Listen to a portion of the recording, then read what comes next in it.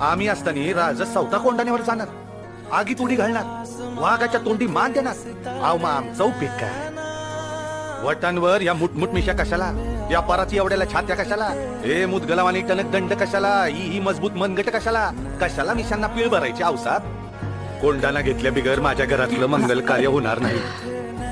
कोंडाण्याचं पान म्याच उचलणार. काय गाड्या हो? पण तान्हाजीराव, रायबाचं लगीन.